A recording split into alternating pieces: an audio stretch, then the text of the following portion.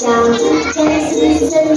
vầng trăng xanh chiếu soi ngày nơi trăng chào treo giữa trời vầng trăng vui chào đón trung thu trăng gọi mình chung cao ca cùng tuổi thơ mãi mãi nhiều hơn cho thêm buồn lệ cho thêm người mùa trung thu tràn chứa thêm tình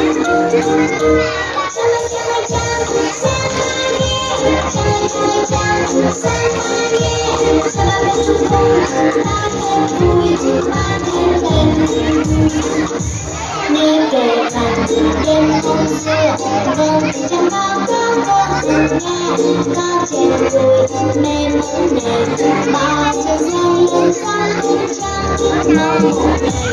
không xa đâu về sẽ vui chút xa lên thuyền hàng để tập trung và nhau vui hát đêm đêm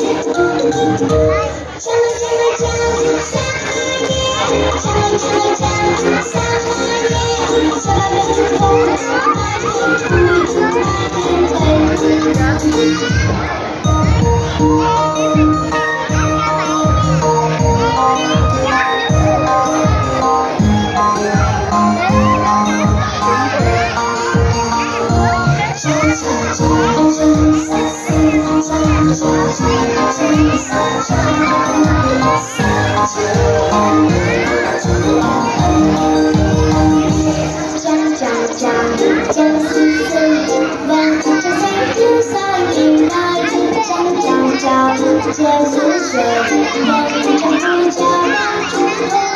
trăng gọi mình chung cao ca cùng tuổi thơ mãi mãi nhiều hơn cho thêm buồn lệ cho thêm người mùa trung thu tràn chứa thêm tình trăng sáng mai trăng sáng mai cho bao đêm trung thu mãi thêm vui mãi thêm tình nghe kể rằng đêm xưa vầng trăng đã có nghe ở trên đồi mê mộng này bao trăng lên xanh mong một ngày không xa đâu rồi em sẽ với chúng mình ra để chỉ hẳn để làm chú tuổi ta nhau vui hát đêm đêm trăng sáng mai sáng mai